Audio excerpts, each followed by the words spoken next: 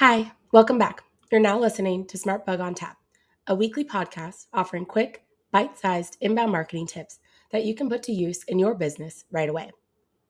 I'm Hannah, VP of Marketing at SmartBug Media and host of this podcast. On today's episode, I want to ask you a question. What's your definition of SQL, or Sales Qualified Lead? I've heard some chatter about this over on a bunch of different professional forums and LinkedIn, and it's created a little bit of a debate. For me, SQL is black and white metric.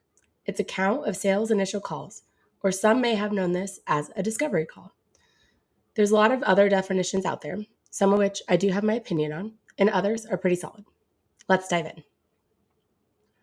All right, here's the debate. As noted on LinkedIn, and it's the abbreviated version, it was a conversation that was started by a CMO over at AirMeet. He was asking, what's your marketing team's North Star? For him, it's an SQL. I love this concept of creating a North Star for your team. It really sets a primary target for your team to stay focused on. So all that matters is that North Star. And then maybe the road to get there, that matters too, but really staying focused on channels that drive the best quality in those leads, that will give your team the direction that they need. So for them over at AirMe, SQL is what they meant. And they defined that as a meeting booked with AE. We're labeling ours as the same, and sometimes that causes a little bit of confusion or maybe even a debate. What I love about what they were saying kind of on this conversation was that your marketing team can really stay focused on kind of twofold: quantity, how many of those initial calls or discovery calls are getting booked, but also quality of the top of the funnel. And then, of course, monitoring the conversion into pipeline. Sales, they really do need help with finding the right buyers, and it's marketing's job to help tee up the conversations with those right buyers. Some others are chiming into the conversation and saying things like, I don't love the definition of an SQL being that they have to have a meeting booked with an AE. Kind of sort of pigeonholes your team into focus on an extroverted persona only, which fine. If your business can be completely sold online or you have a self-service model of some sort, driving toward maybe a free trial, and that might be your kind of true North Star, then yeah, I agree. Maybe sales meeting as defined as SQL, that might not be the right definition. Some people just prefer to learn by way of email and kind of digital conversation.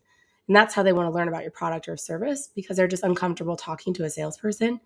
And that makes sense. And then others are saying, is it completely up to marketing to get them to book the meeting? What if your sales rep took too long to reach out in the first place? They were kind of citing some of the age-old stats, like 70% of your sales goes to the first company to reply, or a lot of research is done before even the conversation is booked. But I really believe that this is where SLAs, service level agreements, really can come into play. And I'll touch more on that in a bit. Others are saying that their take, it kind of just completely depends on the definition within the company. MQL, SQL, PQL, product qualified lead, they're all just a label, but in theory, they could be just the same thing, just a different name.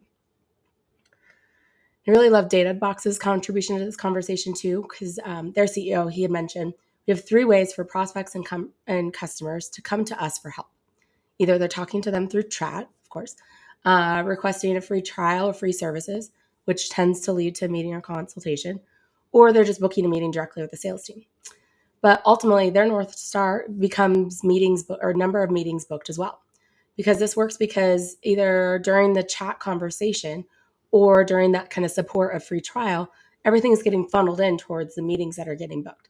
So no matter how our user engages, both marketing and the support teams, they're just driving towards offering that call to offer for support. So if you're thinking, well, we don't really define our SQLs as meetings booked with an AE, this might be why. Some people tend to get hung up on the notion of qualified, sales qualified leads in the name of that kind of definition, because maybe the rep doesn't yet know if they're actually qualified. They haven't been on the phone with them. They haven't done a deep enough discovery.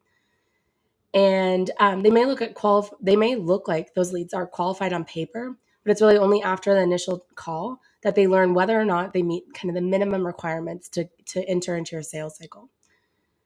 So I think you can and you should still measure the specific conversion rate from initial calls converting into deals created. And you could label those by way of buying cycle or life cycle stage. So maybe a couple ideas for that would be, if you have sales qualified leads being defined as initial call or that discovery call, Then when they kind of move into your next stage, but maybe there's like a mid stage in between when a sales meeting happens and then they're ready to create the deal and build an op in your CRM. You could do a stage for sales accepted lead or SAL. I recommend doing this definitely if you have BDRs that are taking most of your initial calls, or you have some sort of hybrid mix where some BDRs are taking calls, some AEs are taking calls, and you want to measure kind of how many are sitting in SAL before they become open pipeline and you can start forecasting that revenue.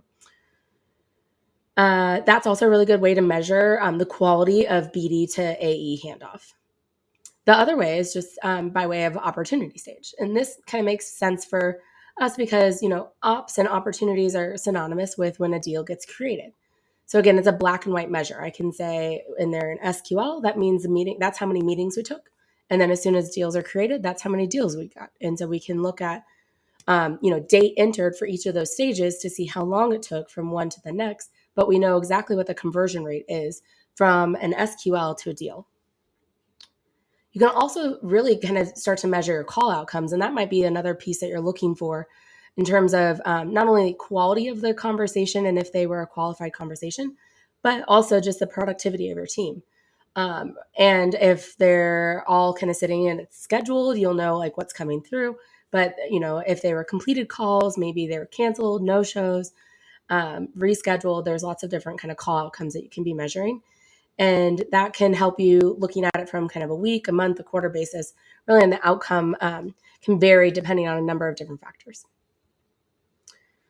The other area that I've heard around confusion when they're called kind of qualified is, does that mean that a sales rep received a lead from marketing, reviewed it, and decided that, yeah, they do look good, so go ahead and process them and enroll them into an outreach?